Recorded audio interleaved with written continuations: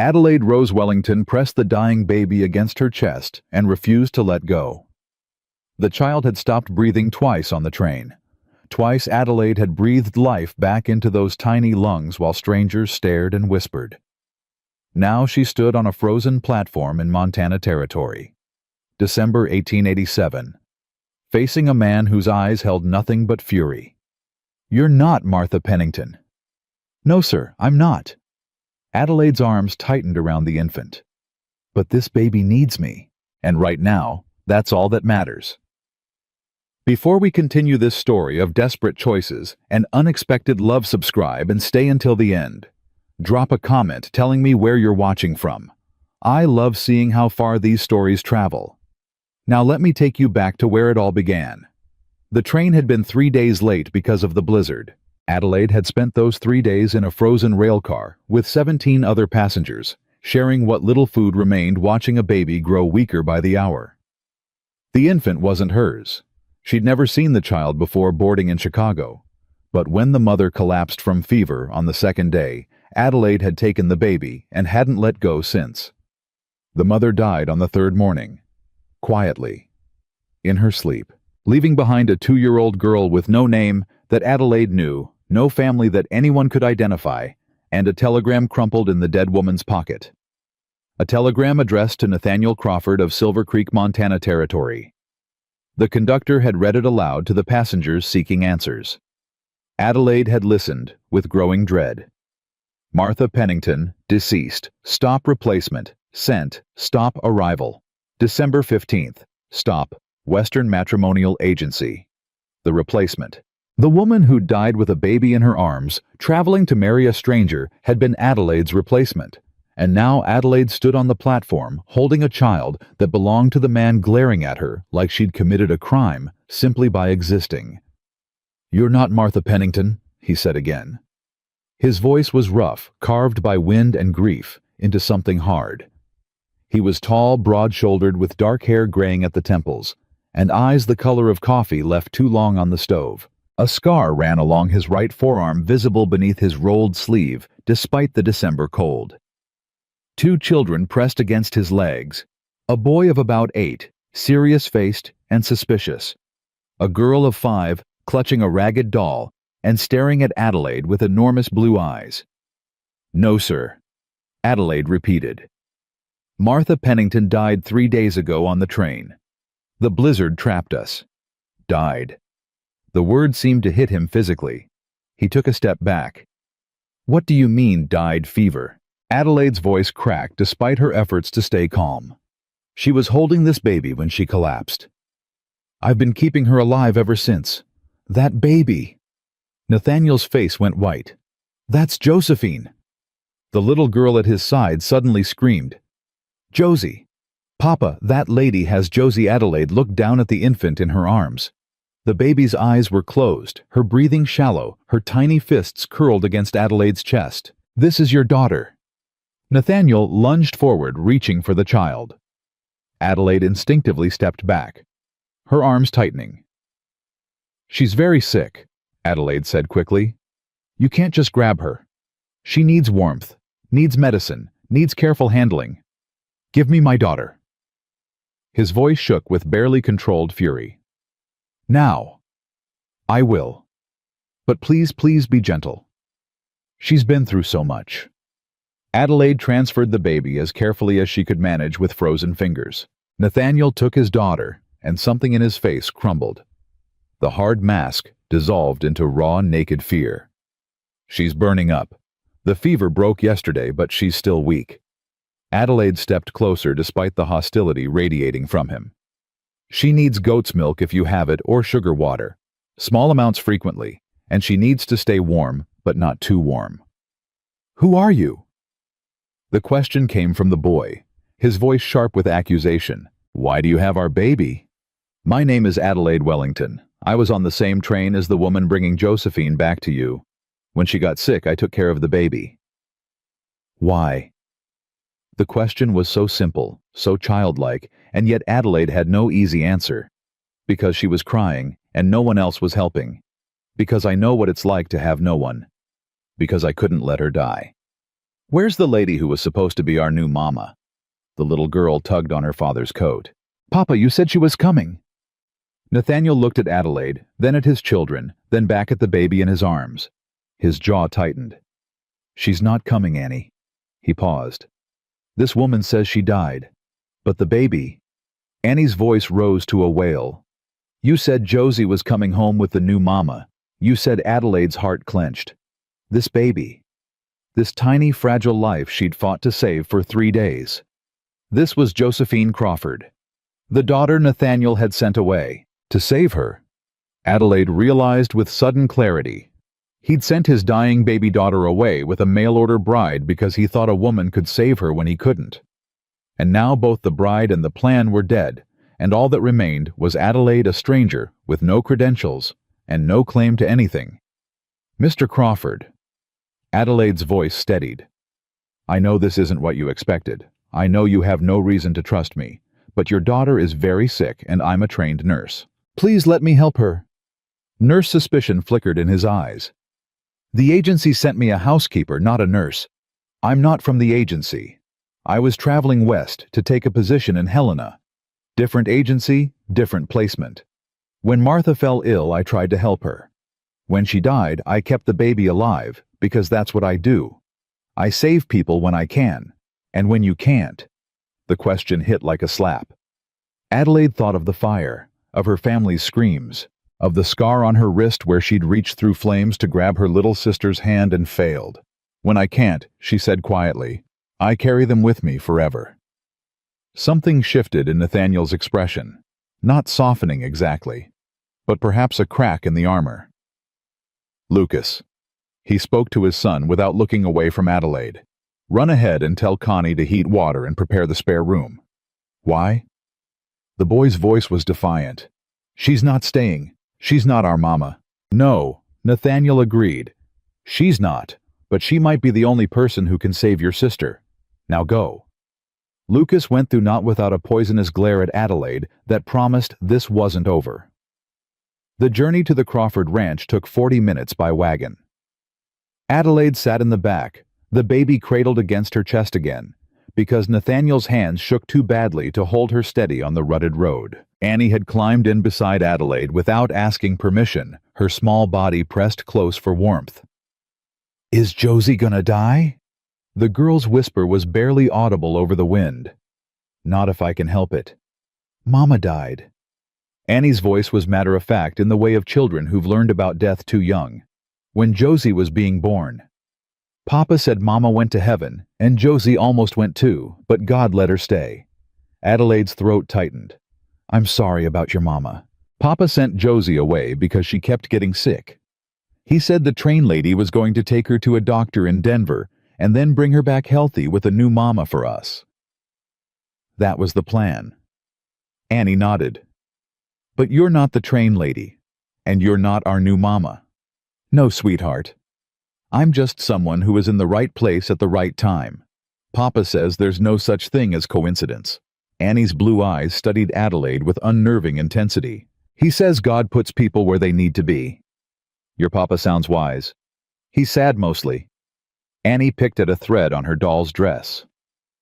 But maybe you can make him not sad. The train lady was supposed to do that. Adelaide didn't know how to respond. She was exhausted, frozen, covered in 3 days of travel grime and another woman's death. She had $47 in her pocket, a letter of reference from Mrs. Prescott hidden in her corset, and absolutely no plan for what came next. All she knew was that the baby in her arms needed her. And maybe that was enough for now. The ranch emerged from the snow like a promise half-kept. A 2-story farmhouse solid but weathered. A barn that needed paint. Fences that showed signs of quick repairs rather than proper maintenance. A woman stood on the porch, older, with silver-streaked dark hair and brown skin that marked her as Mexican. She crossed herself when she saw the wagon. Dios mío! She rushed down the steps. The baby. Is she alive? Barely. Nathaniel jumped down and reached for Josephine. Get the spare room ready. Hot water, clean cloths. I already told Lucas to start heating water. The woman's eyes found Adelaide. Who is this long story? Nathaniel's voice was clipped. She's a nurse. She kept Josie alive on the train. And Martha Pennington dead. The woman crossed herself again. Then she turned to Adelaide with an expression that held neither welcome nor rejection. Just assessment. Can you save this baby? I don't know, Adelaide said honestly, but I'll die trying. Something flickered in the older woman's eyes. Approval, maybe. Or just recognition of a fellow fighter. Come inside, she said, before you all freeze to death. I'm Consuela Santos. Most folks call me Connie. The spare room was small but warm, heated by a fire that Connie had already stoked. Adelaide took charge immediately, years of training overriding her exhaustion. I need cool water, not cold. Clean cloths. Do you have any willow bark? Chamomile? Connie nodded and disappeared. Adelaide laid the baby on the bed and began unwrapping the layers of fabric that had kept her warm but were now too much. Josephine whimpered weakly. Shh, little one. I know. I know. Adelaide's hands moved with practiced efficiency. You're going to be all right. I promise. Don't make promises you can't keep. Nathaniel stood in the doorway, his face a mask of controlled despair. I don't, Adelaide said without looking up. I promise to try. That's all any of us can do. He entered the room, moving to stand on the opposite side of the bed. Up close, Adelaide could see the shadows under his eyes, the lines carved by sleepless nights and endless worry. She was healthy when she was born, he said quietly. Strong. Then the fevers started, one after another. The doctor in town said some babies just don't thrive. Said to make her comfortable and prepare for the worst. But you didn't accept that. Would you? Adelaide thought of her family, of the fire, of the sister she hadn't been able to save. No, she said. I wouldn't. I sent her to Denver with Martha because they have a hospital there. Special doctors. Martha was supposed to get her treated and bring her home. Nathaniel's voice cracked. But the blizzard hit and the train stopped, and now Martha's dead, and my baby. She's not dead. Adelaide cut him off firmly. She's right here, fighting, and we're going to fight with her. You keep saying we. Why? Nathaniel finally met her eyes fully, and Adelaide saw the question beneath the question. Why did you help? Why are you still here? What do you want? Because someone has to. Adelaide held his gaze. And right now that someone is me. Connie returned with supplies, and Adelaide lost herself in the work, cooling the baby's fever, dripping sugar water into her mouth, drop by painstaking drop, rubbing her chest to keep her lungs clear. Annie watched from the doorway until Connie shooed her to bed. Lucas never appeared at all. The night stretched endless and terrifying. 3 times Josephine's breathing faltered. 3 times Adelaide pulled her back. Around midnight, Nathaniel fell asleep in the chair by the fire, exhaustion finally claiming him. Adelaide didn't wake him. She understood the guilt that kept him watching, but she also knew he needed rest. At dawn, the fever broke. Adelaide felt the change the moment it happened. The baby's skin cooled, her breathing steadied, her tiny fists unclenched. Mr. Crawford. Adelaide's voice emerged hoarse from the night's vigil. Mr. Crawford, wake up. He jerked awake instantly, fear flooding his face. What? What happened? The fever broke. Adelaide smiled despite her exhaustion. She's going to be all right. Nathaniel was at the bedside in 2 strides. He stared down at his daughter, at the color returning to her cheeks, at the peaceful rise and fall of her chest. Then he did something Adelaide hadn't expected. He began to cry. Great heaving sobs that shook his entire body. He collapsed into the chair beside the bed, buried his face in his hands, and wept like a man who'd been holding everything together for far too long. Adelaide didn't know what to do. She stood frozen, watching this strong, stoic rancher fall apart. Then, without thinking, she crossed to him and placed a hand on his shoulder. She's going to be all right, she repeated softly. You didn't lose her. He looked up at her, tears still streaming down his face. How did you do it? I didn't do anything special. Just kept trying. Adelaide's hand stayed on his shoulder. That's all any of us can do. You saved her life. I did what anyone would do.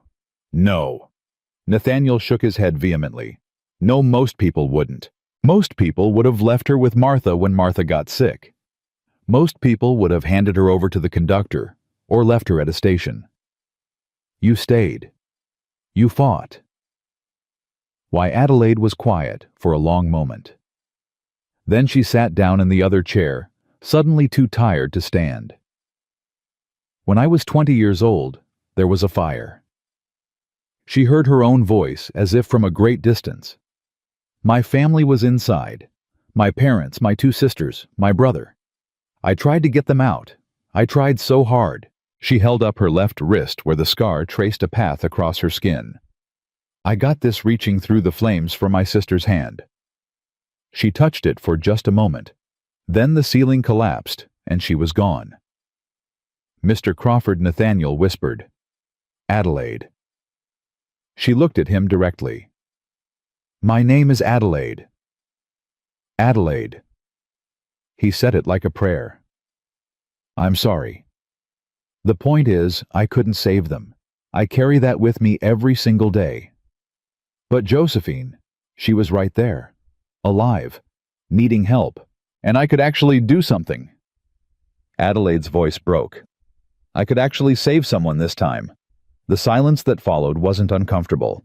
It was the silence of 2 people who understood loss, who recognized each other's scars.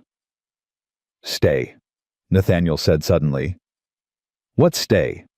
At least until Josie's stronger. I'll pay you, whatever the going rate for a nurse is. I'm not asking for payment. I'm not offering charity. He straightened in his chair. I'm offering employment, room and board, fair wages. My children need someone to care for them while I work the ranch, and Connie has to leave next week to be with her daughter in Texas. Leave? Adelaide was surprised. She seems devoted to your family. She is. But her daughter is sick too, and Connie's been putting off leaving for months. I can't ask her to stay anymore. He paused. That's why I sent for Martha. That's why I sent Josie with her. I thought I could solve 2 problems at once. You needed a wife. I needed help. Nathaniel's jaw tightened. I'm not looking for love, Miss Wellington. I had love. I buried love 2 years ago. I'm looking for someone who can keep my children alive while I keep this ranch from falling apart. And you're asking me? You just spent 3 days keeping my daughter alive when you had every reason to walk away.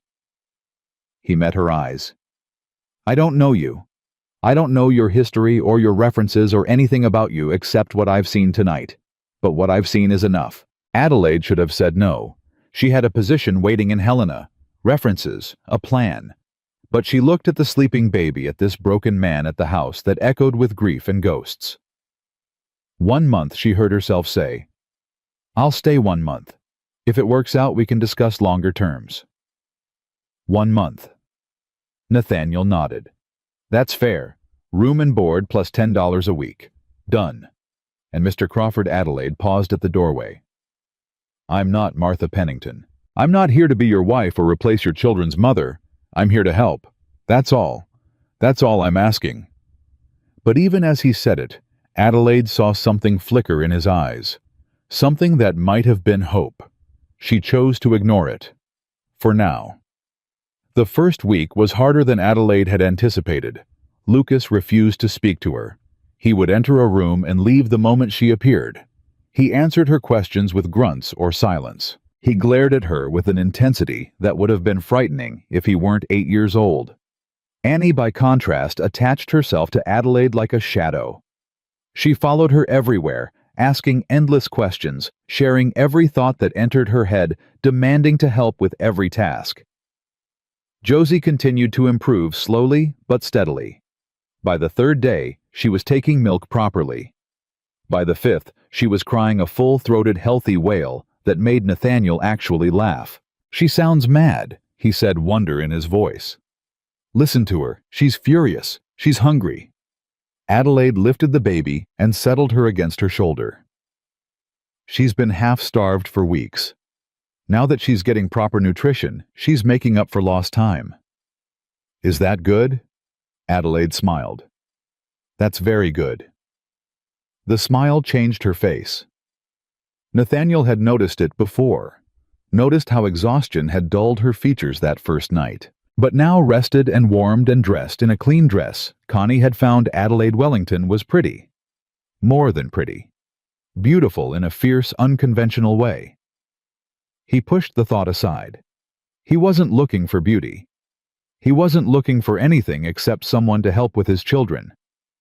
But he found himself watching her anyway. The way she hummed while feeding Josie. The way she read to Annie in the evenings, doing different voices for each character. The way she refused to give up on Lucas, greeting him cheerfully each morning despite his hostility. She wasn't trying to replace Emmeline. He could see that clearly. She wasn't trying to be his wife or his partner or anything except exactly what she'd promised help. And somehow that made it worse. Because if she'd been pushy or demanding or obviously angling for more, he could have kept his guard up. He could have maintained the distance he needed. Instead, she was just Adelaide, competent and kind and quietly fierce. He was in trouble. The second week brought the first crisis. Mrs. Granger came calling. She arrived on Tuesday afternoon wrapped in furs and self-righteousness, her carriage cutting through the snow like a knife through butter. Mr. Crawford. Her voice could have frozen the sun. I hear you have a woman living under your roof. I have an employee, Mrs. Granger, a nurse caring for my children, an unmarried woman, living with a widower, without a chaperone now that Consuela has left. Nathaniel felt his jaw tighten. What exactly are you implying? I'm not implying anything. She smiled, all teeth and malice. I'm simply concerned for the children, for appearances, for the moral fabric of our community. Adelaide appeared in the doorway. She'd heard everything Nathaniel realized. Mrs. Granger. Adelaide said calmly, I understand your concerns, but I can assure you that Mr. Crawford and I have a strictly professional relationship. I sleep in the room off the kitchen. I care for the children during the day. There is nothing improper occurring. And who are you to give assurances? Mrs. Granger's eyes narrowed. We don't know you. You appeared from nowhere, attached yourself to this family, and now you're living here as if you belong. What exactly are your credentials? I was a nurse's assistant at Massachusetts General Hospital for 3 years. Before that, I served as governess to a family in New York. I have letters of reference from both positions. Then perhaps you'd like to present them to the town council. Mrs. Granger rose, smoothing her skirts. We take the welfare of children very seriously in Silver Creek, Miss Wellington. If your references don't check out, you'll be asked to leave. Forcibly if necessary. She swept out without waiting for a response. In the silence that followed, Adelaide let out a breath she hadn't realized she'd been holding. I'm sorry, Nathaniel said. Mrs. Granger is a busybody with too much time and too little compassion. Adelaide's voice was tight. Yes, I gathered. She's also the mayor's wife. And she has influence. Nathaniel ran a hand through his hair. If she decides you're a problem, she can make things very difficult. Then I'll make sure I'm not a problem. Adelaide squared her shoulders. I'll present my references at the council meeting. They'll see I'm exactly who I say I am.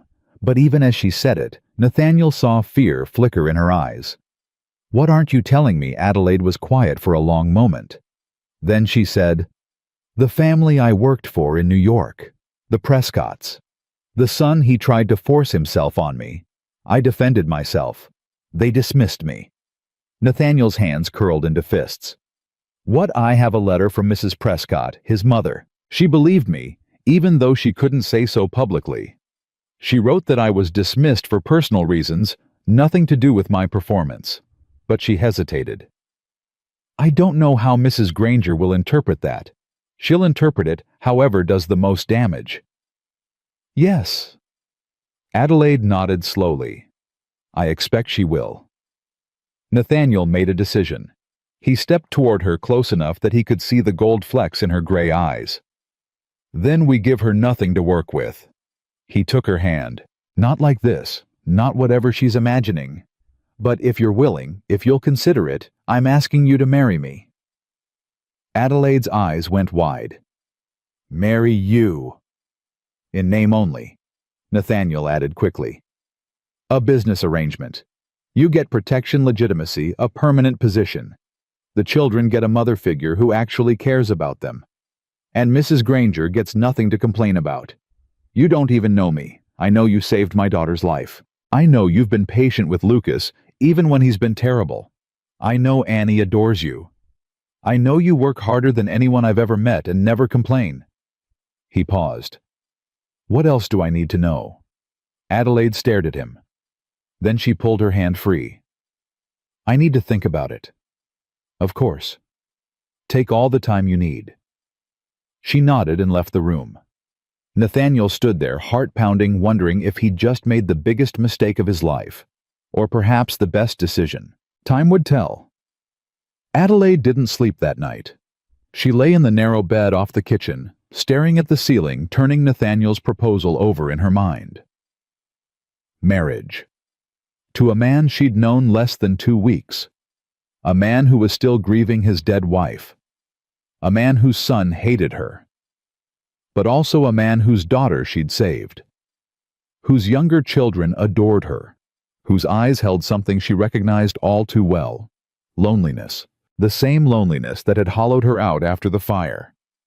The same desperate need for someone, anyone, to understand. She rose before dawn and found Nathaniel already in the kitchen, coffee cup in hand, staring out the window at the snow. "You didn't sleep either," she said. He turned. "No." They stood in silence for a moment. Then Adelaide spoke. "If I say yes," she began slowly, "I need you to understand something. I'm not doing this because I have no other options. I have references. I have skills. I could find another position. Then why would you say yes?" "Because Annie asked me yesterday if I was going to leave like everyone else does." Adelaide's voice caught. "Because Lucas won't look at me, but he watches me when he thinks I'm not paying attention. Because Josie smiles when she hears my voice now. Because these children have already lost too much, and I don't want to be another person who abandons them." Nathaniel set down his coffee cup. "That's not a reason to get married." "No, it's not." Adelaide met his eyes directly. "But it's a reason to stay. And if marriage is the only way to stay without destroying both our reputations, then I'm willing to consider it." "Consider it? I have conditions."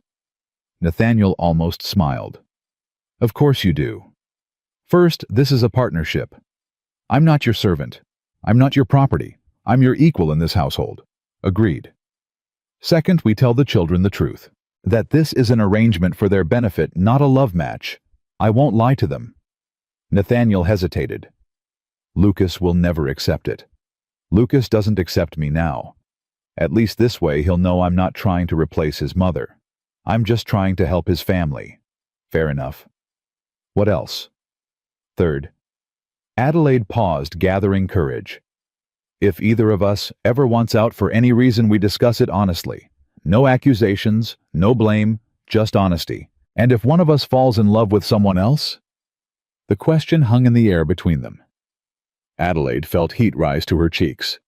"Then we deal with it like adults." She kept her voice steady.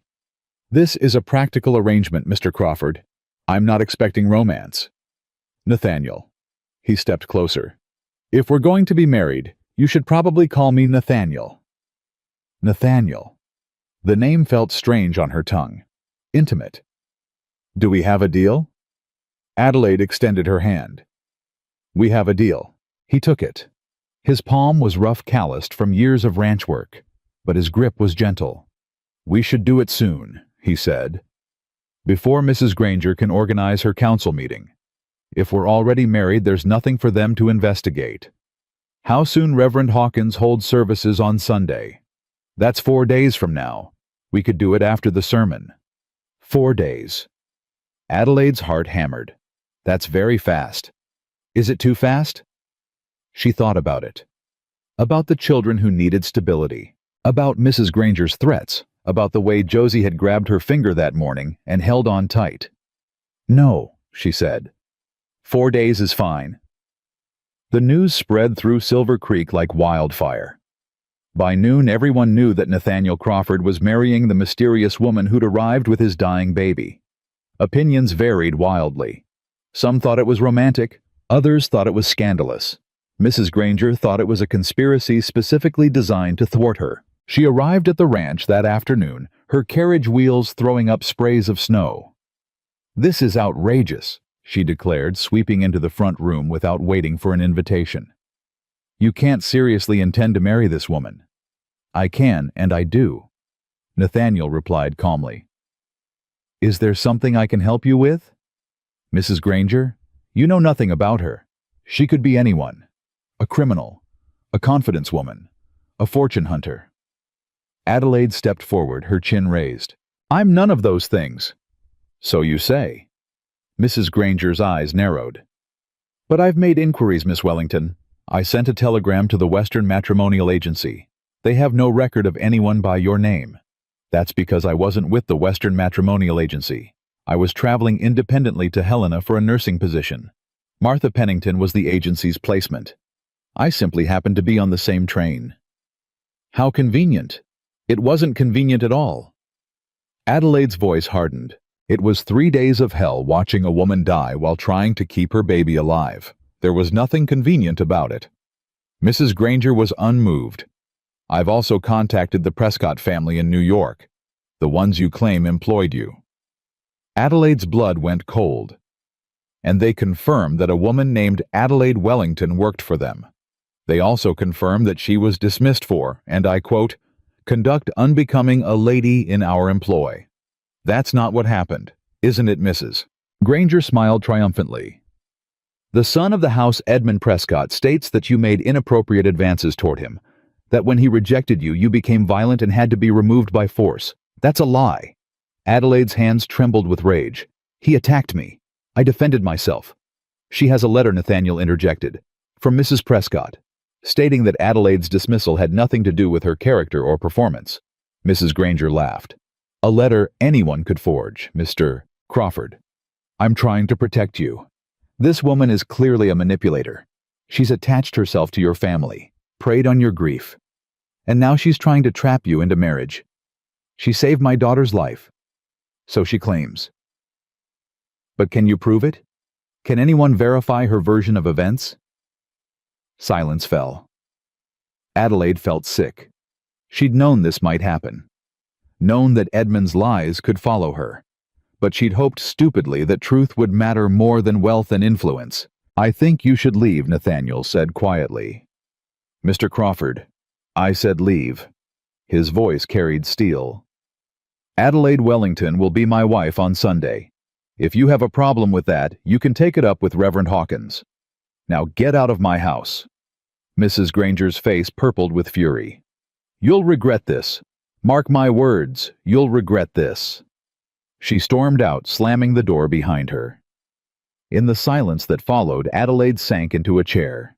Her legs wouldn't hold her anymore. "She's going to ruin me," she whispered. "She'll tell everyone in town. No one will speak to me. No one will, Adelaide." Nathaniel knelt in front of her. "Look at me." She raised her eyes to his. "I don't care what she says. I don't care what anyone says. I know who you are. I've seen it every day for 2 weeks. You're not what she's claiming. How can you be sure because you stayed?" Nathaniel's voice was rough with emotion. "Because when my daughter was dying and you had every reason to walk away, you stayed. People like that don't manipulate.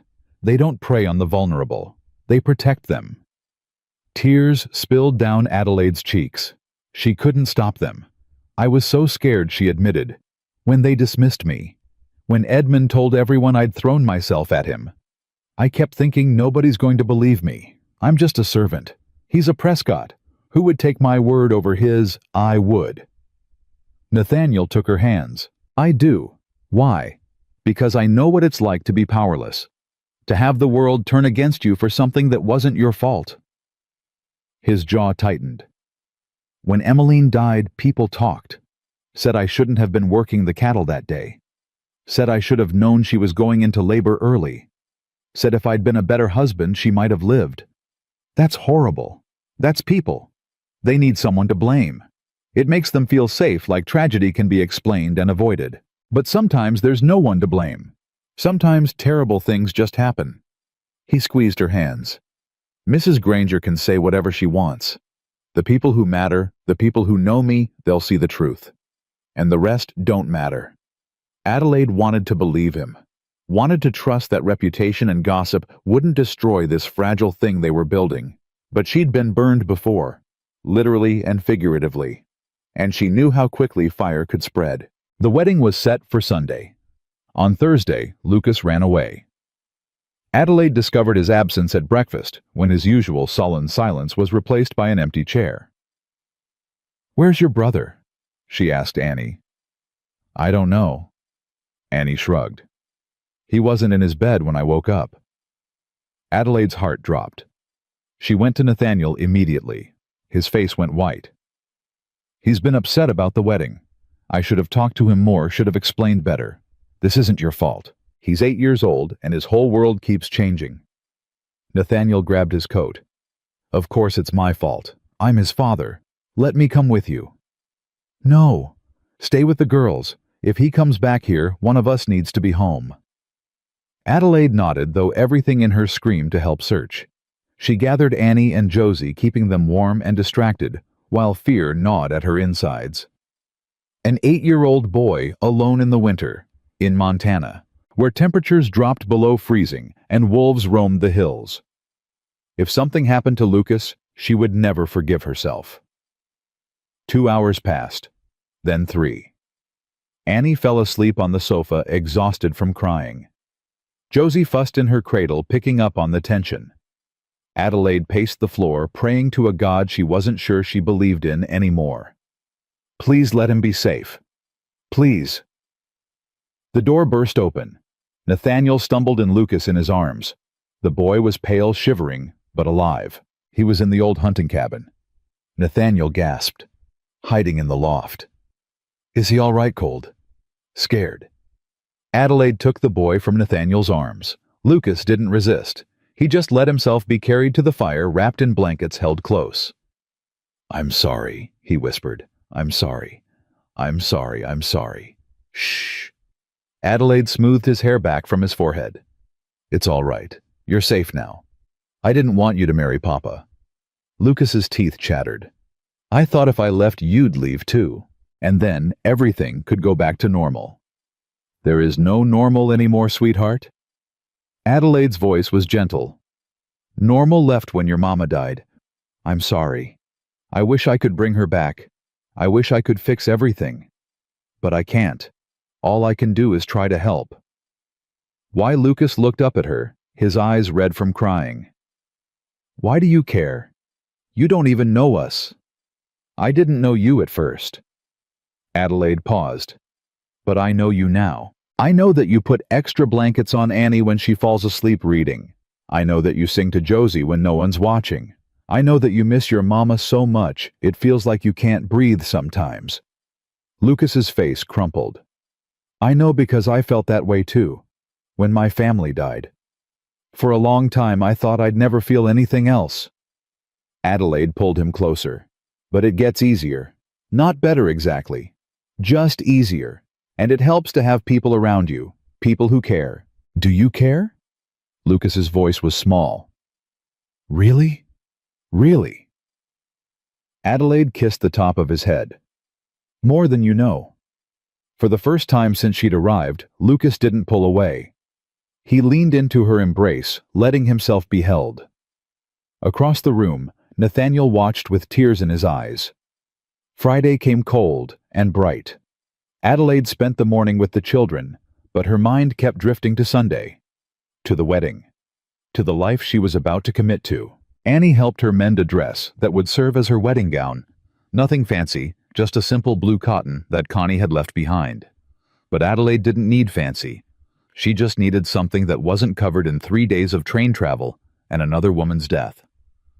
"You look pretty," Annie said, watching Adelaide try on the dress. "Thank you, sweetheart. Are you nervous?" Adelaide considered the question. "A little. I was nervous when Papa said the train lady was coming to be our new mama." Annie picked at a loose thread. I thought she'd be mean. But then she died. And you came instead. And you're not mean at all. I'm glad you don't think I'm mean. Lucas doesn't think so either. Annie lowered her voice conspiratorially. He told me last night. He said you're okay for someone who isn't Mama. Adelaide's heart swelled. That's high praise from Lucas. I know. Annie grinned. He almost never says nice things about anyone. The door opened and Nathaniel appeared. He stopped short when he saw Adelaide in the dress. Sorry. I didn't mean to interrupt. It's fine. Adelaide smoothed the fabric self-consciously. I was just trying to see if it fits. It does. His voice was rough. It fits well. Their eyes met across the room. Something passed between them, something that made Adelaide's pulse quicken. Annie, Nathaniel said without looking away from Adelaide. Why don't you go check on Josie? But I wanted to. Please, sweetheart. Annie huffed but obeyed, stomping toward the nursery with all the drama an 8-year-old could muster. When she was gone, Nathaniel stepped closer. I wanted to thank you, he said. For what you did with Lucas yesterday. For what you said to him. I meant every word. I know. That's what makes it remarkable. He paused. You barely know us, and yet you've shown my children more understanding in 2 weeks than most people have in 2 years. They're easy to care about. So are you. The words hung in the air. Adelaide felt heat rise to her cheeks. Nathaniel, I thought we agreed this was a practical arrangement. We did, but that doesn't mean I'm blind. He took another step forward. You're a good woman, Adelaide. Kind and strong and braver than anyone I've ever met. My children are lucky to have you. And you? Nathaniel's voice dropped. I'm still figuring that out. He reached out and tucked a strand of hair behind her ear. His fingers brushed her cheek. Adelaide's breath caught. Sunday, she whispered. We should wait until Sunday. I know. He didn't move away. I just wanted you to know that this doesn't feel practical to me anymore. I don't know when that changed. Maybe it was always more than practical. Nathaniel, I'm not asking for anything. He finally stepped back, giving her space. I just wanted you to know, before you commit to this, before you're stuck with me forever. I don't feel stuck. Good. He almost smiled. Neither do I. He left the room and Adelaide stood there heart-pounding, wondering what she'd gotten herself into. Saturday brought a visitor. Doc Eliza Brennan arrived at midday, her medical bag in hand and skepticism etched across her face. I heard you've been playing nurse, she said without preamble. Figured I should check on my friend's daughter. Adelaide didn't flinch. You're welcome to examine Josephine anytime you like. I've been keeping detailed notes on her condition, her feeding schedule, her temperature readings. Doc Brennan raised an eyebrow. Notes I was trained to document everything. Adelaide led her to the nursery. If you'd like to see them, they're right here. Doc Brennan examined Josie thoroughly. She read Adelaide's notes with growing interest. She asked pointed questions about treatments and medications. By the end, her skepticism had faded to something like respect. You know what you're doing, she admitted. Better than some doctors I've met. I was trained by good people. At Massachusetts General, Doc Brennan sat back. I wrote to a colleague there. He confirmed that an Adelaide Wellington worked as a nurse's assistant from 1882 to 1885. Said you were one of the best he'd ever trained. Relief flooded Adelaide's chest. Thank you for checking. I had to know. Doc Brennan's voice softened. Emmeline was my friend. I delivered all 3 of her babies. I was there when she died. I've watched Nathaniel struggle alone for 2 years. He studied Adelaide intently. I needed to know that whoever he brought into this house wasn't going to hurt him or those children. I would never. I believe you. Doc Brennan stood. Which is why I'm going to tell everyone who'll listen that you're exactly who you claim to be. And I'm going to make damn sure Mrs. Granger knows it too.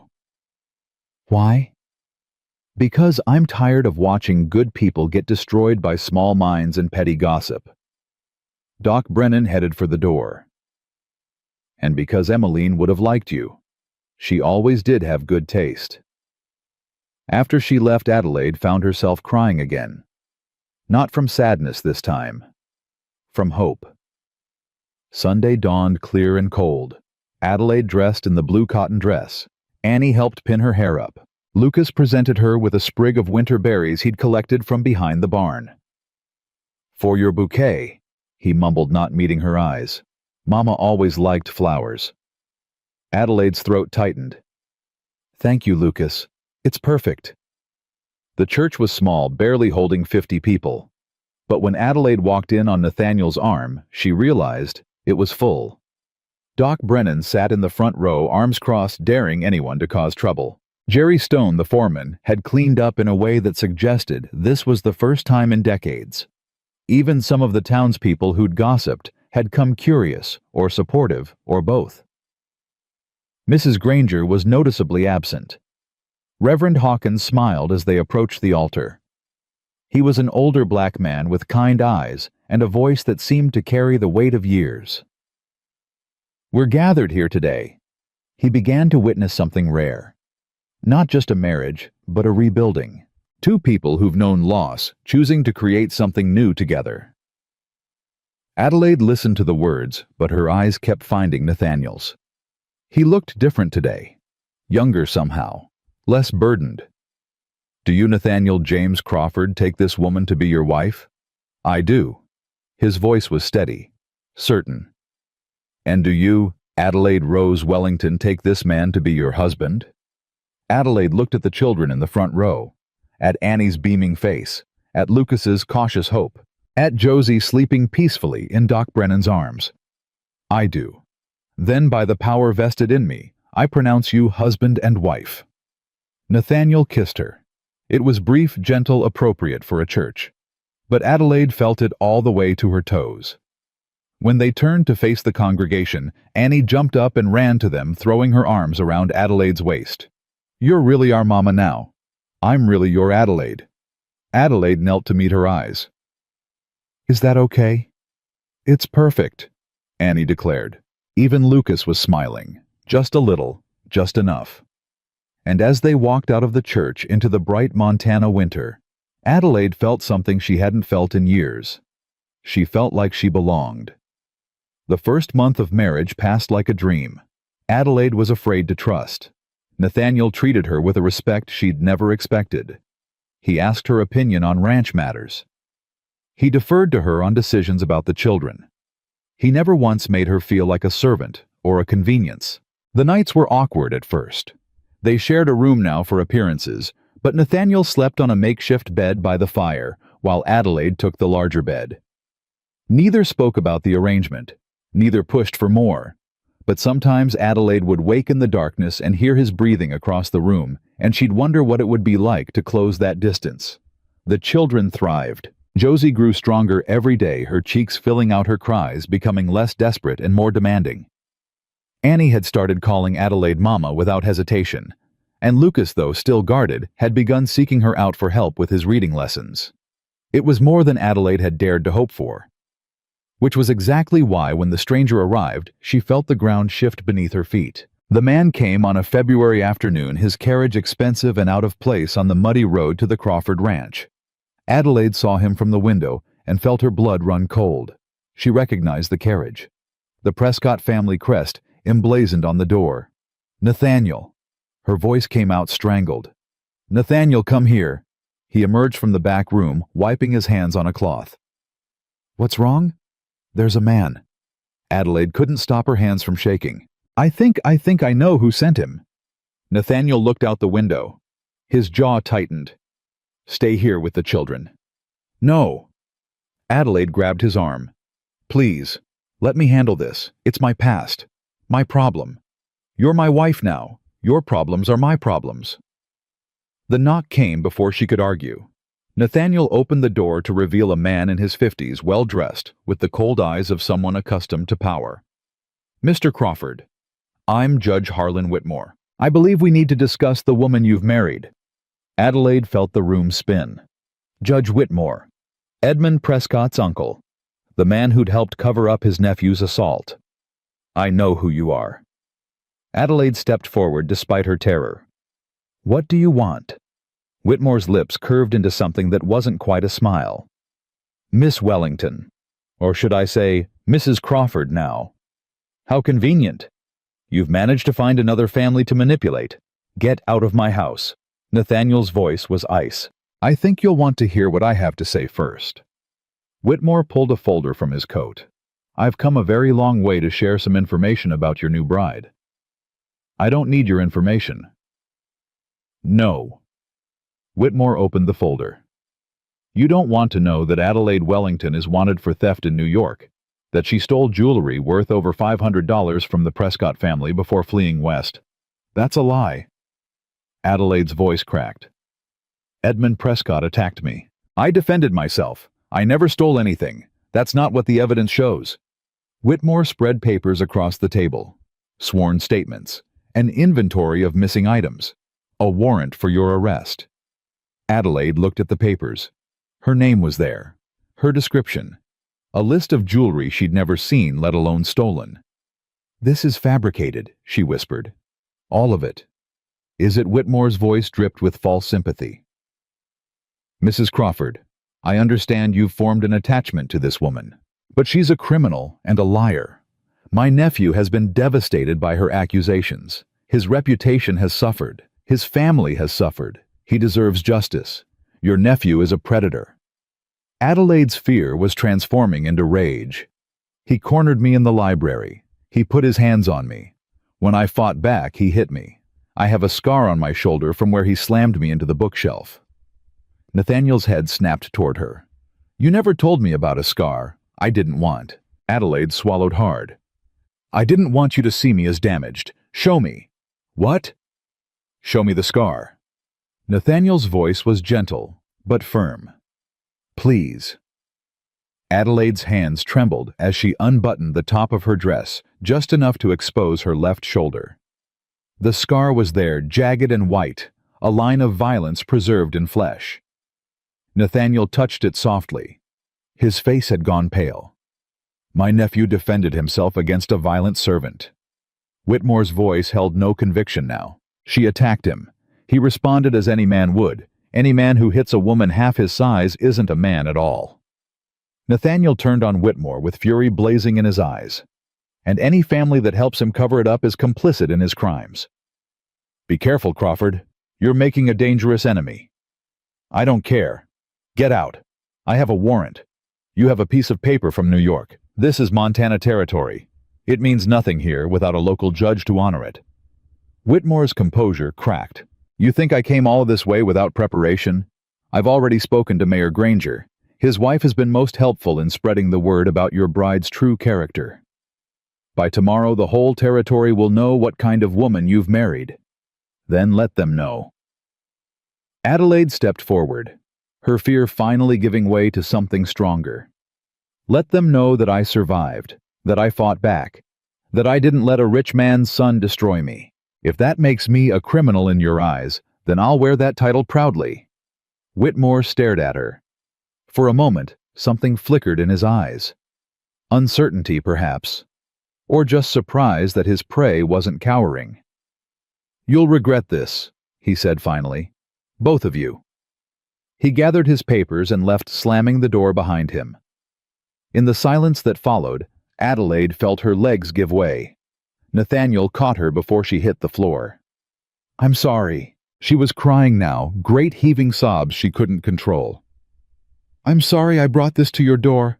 I'm sorry I put your children at risk. I should leave. I should go before. You're not going anywhere. Nathaniel held her tightly. We're going to fight this. Together. How he has money. He has connections. He has a warrant. And I have the truth. I have Doc Brennan. I have every person in this town who's seen what kind of woman you really are. He pulled back to look at her face. Adelaide, I believe you. I've believed you since the first moment you told me. That hasn't changed. But the children. If this destroys your reputation... My reputation means nothing compared to my family. And you're my family now. Whether you wanted to be or not. She laughed despite everything. A wet, broken sound. I wanted to be. I just didn't think I deserved it. You deserve more than I can give you. Nathaniel wiped the tears from her cheeks. But I'm going to try anyway. The next few days were a blur of fear and preparation. Doc Brennan rallied the townspeople who supported Adelaide. Reverend Hawkins spoke from his pulpit about the dangers of judging others without evidence. Even Mrs. Henderson from the general store, who'd barely spoken 2 words to Adelaide, came to the ranch with a basket of food and words of encouragement. But Mrs. Granger worked just as hard on the other side. She held meetings in her parlor, spreading Whitmore's lies to anyone who would listen. She collected signatures for a petition demanding that Adelaide be removed from the Crawford household. She even approached the territorial marshal about enforcing the New York warrant. The marshal, a gruff man named Tom Bradley, rode out to the ranch on a Thursday afternoon. "Mrs. Crawford." He tipped his hat to Adelaide. "I need to ask you some questions." Adelaide felt Nathaniel tense beside her, but she put a hand on his arm, steadying them both. "Ask whatever you need to Marshal. Judge Whitmore has presented some serious accusations. He's got documentation, witnesses, a warrant. He's demanding I bring you in for questioning. And will you?" Bradley studied her for a long moment. "That depends." He sat down heavily in a chair. "I've been doing this job for 20 years. I've seen a lot of guilty people try to claim innocence, but I've also seen innocent people destroyed by powerful enemies. I'm innocent, Marshal." Adelaide met his eyes directly. "Edmund Prescott assaulted me. When I fought back, he lied to protect himself. His family has spent 2 years trying to silence me. Can you prove it? I have a letter from Mrs. Prescott herself admitting that my dismissal had nothing to do with theft or impropriety. I have the scar on my shoulder from where her son threw me into a bookshelf. I have 3 years of exemplary service before that night, and I have every person in this town who's watched me work for the past 2 months." Bradley nodded slowly. "I've talked to Doc Brennan, to Reverend Hawkins, to Jerry Stone and half a dozen other folks.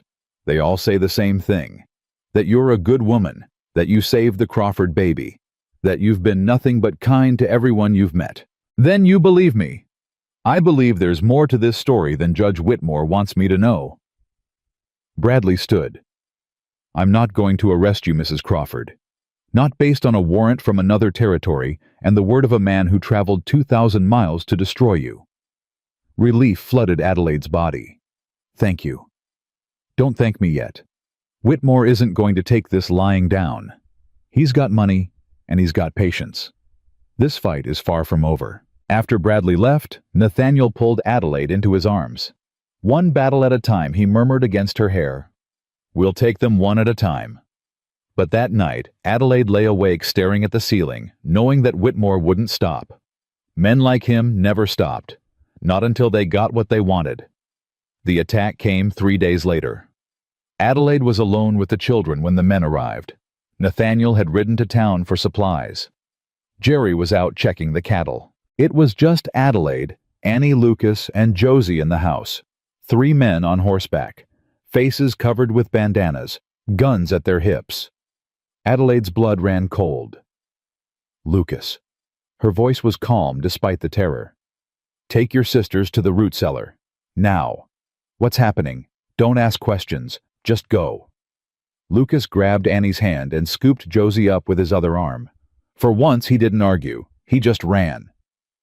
Adelaide grabbed Nathaniel's rifle from above the fireplace. She'd never fired a gun in her life, but she'd seen him do it enough times to know the basics. The lead rider dismounted and approached the house. He knocked on the door with exaggerated politeness. "Mrs. Crawford, we just want to talk." Adelaide didn't answer. "We know you're in there." The voice was muffled by the bandana. "Judge Whitmore sent us. He wants you to come back to New York with us, peacefully. I'm not going anywhere. Then we'll have to make you." The door crashed open. Adelaide fired. The shot went wide, splintering the door frame, but it made the man stumble back. "She's got a gun," he shouted to his companions. "Crazy woman actually shot at me. Get away from my house."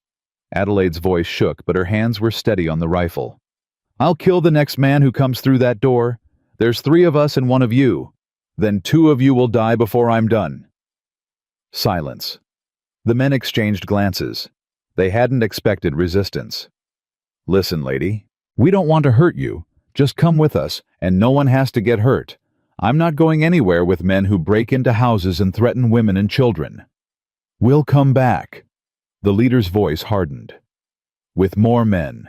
And we won't be so polite next time." They mounted their horses and rode away. Adelaide waited until they were out of sight. Then she collapsed against the wall, the rifle clattering to the floor, her whole body shaking so violently she could barely breathe. Mama Lucas's voice came from the root cellar door. His face was pale, his eyes wide. "It's okay." Adelaide forced herself to stand. "They're gone. You shot at them." "I missed." "On purpose." Lucas's voice held something new.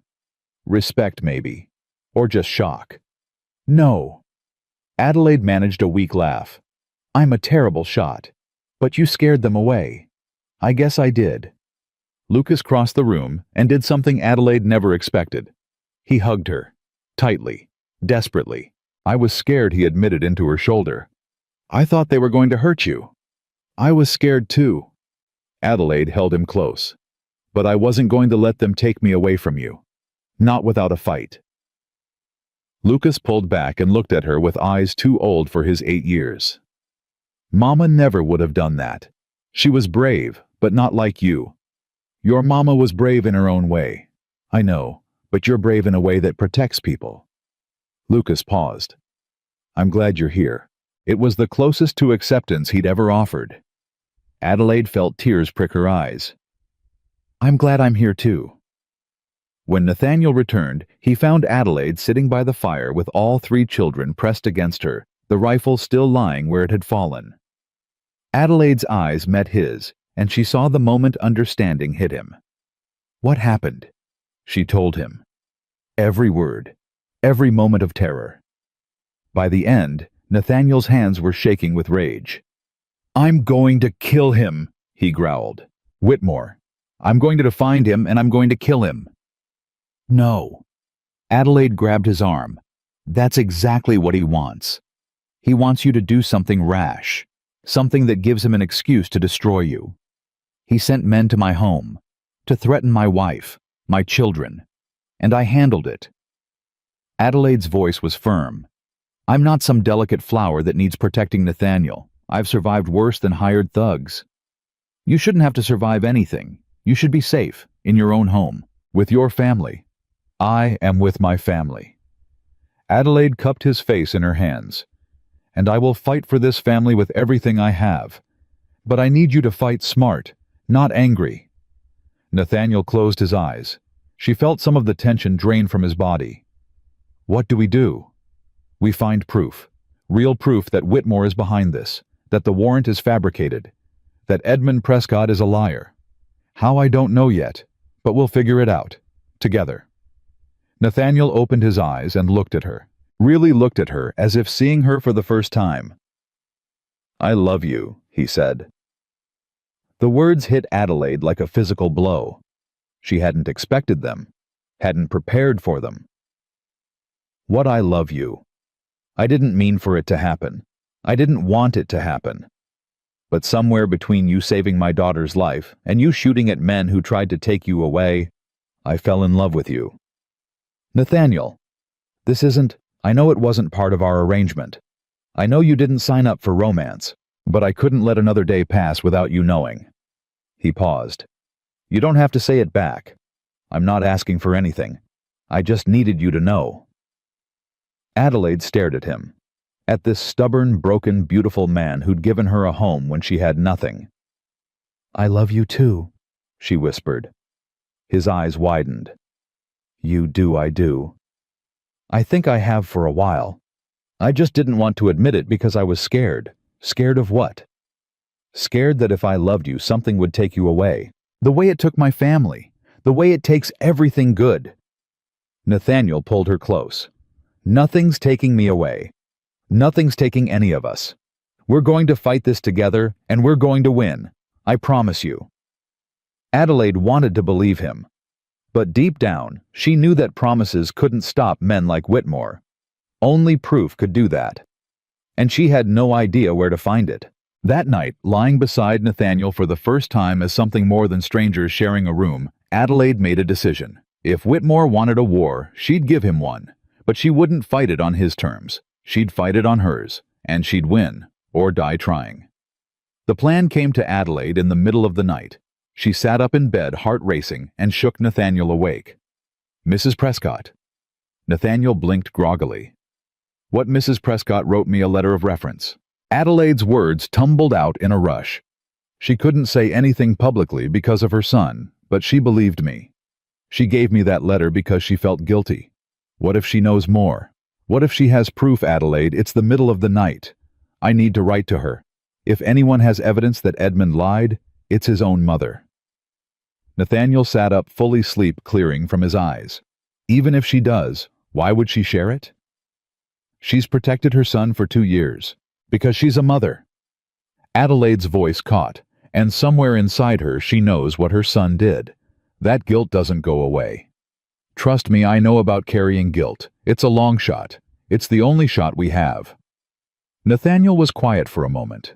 Then he nodded. "Write the letter. We'll send it tomorrow with the fastest post we can find." Adelaide wrote until dawn. She poured everything into those pages. The attack, the terror, the way Edmund's lies had followed her across the country, the way his uncle was now threatening her new family. She ended with the only appeal she had left. "Mrs. Prescott, I know you loved your son despite what he did. I understand that love doesn't always make sense. But I also know you're a good woman. You helped me when you didn't have to. You gave me a chance at a new life. Now I'm begging you, if there's any evidence that could stop your brother-in-law from destroying that life, please send it. Not for me, for the 3 children who need their mother, for the man who has already lost 1 wife. Please." The letter went out the next morning, and then they waited. Judge Whitmore wasn't waiting. 2 days after the attack, he filed a formal complaint with the territorial governor.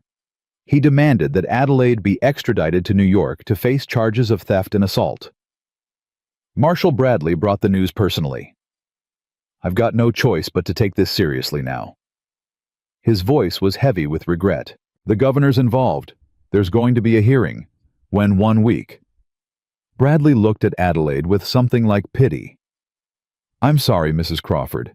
I've done everything I can to stall, but Whitmore's got powerful friends. What happens at the hearing, Whitmore presents his evidence. You present yours. The territorial judge decides whether to honor the New York warrant, and if he decides in Whitmore's favor, you'll be arrested and sent back east to stand trial." Adelaide felt Nathaniel's hand grip hers. She squeezed back, drawing strength from his presence. "Then we'll be ready," she said. After Bradley left, Nathaniel exploded. 1 week.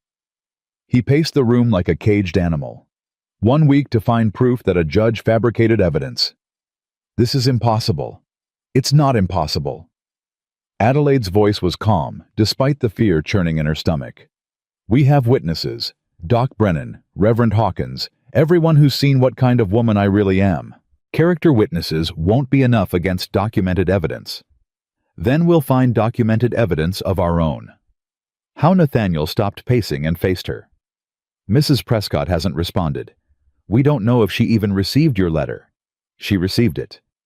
Adelaide crossed to him, taking both his hands. "I have to believe she received it, because if I don't believe that I have nothing left to hold on to. You have me, I know. But I need more than love to fight this. I need truth." Nathaniel pulled her close. "Then we'll find truth, whatever it takes." The days blurred together in a haze of preparation. Adelaide gathered every piece of evidence she could find. Her letter of reference from Mrs. Prescott, her employment records from Massachusetts General, statements from Doc Brennan and Reverend Hawkins about her character. It wasn't enough. She knew it wasn't enough, but she kept trying anyway. Lucas surprised her on the 4th day. He appeared in the doorway of the room she'd claimed as her office, his face serious. "I want to help." Adelaide looked up from her papers. "Help how I don't know, but you're my mama now. You fought for us when those men came. I want to fight for you." The simple declaration broke something inside Adelaide. She crossed to him and knelt to meet his eyes. "Lucas, the best thing you can do is take care of your sisters. Keep Annie calm, and make sure Josie stays on her feeding schedule. That's helping more than you know. But I want to do something. You are doing something. You're being brave. You're being strong. You're being exactly the young man your mother would have been proud of." Lucas's lip trembled, but he didn't cry. He just nodded. Once squared his shoulders and left. Adelaide watched him go and prayed she'd live to see him grow up. The letter arrived on the 6th day. Adelaide recognized the handwriting on the envelope and felt her heart stop. Mrs. Prescott's elegant script unchanged after 2 years. Her hands shook so badly she could barely open it. Nathaniel stood beside her, one hand on her shoulder, silent and supportive. Adelaide read aloud, her voice trembling. "Dear Mrs. Crawford, I received your letter and have spent 3 sleepless nights wrestling with what to do. You're right that guilt doesn't go away. It doesn't. I have lived with guilt for 2 years, watching my son continue his life as if nothing happened while you fled across the country. I knew what Edmund did. I've always known. I heard the commotion that night. I saw the bruises on your arms before you left. I know my son is not the man I raised him to be, but he is still my son. And I have protected him because that is what mothers do." Adelaide's voice cracked. She had to stop and gather herself before continuing. "However, I cannot let my protection of Edmund destroy another innocent woman, especially not one who showed my household such kindness for 3 years. Enclosed, you will find copies of Edmund's journal entries from the night in question. He wrote about what he did, though, not in terms that show remorse.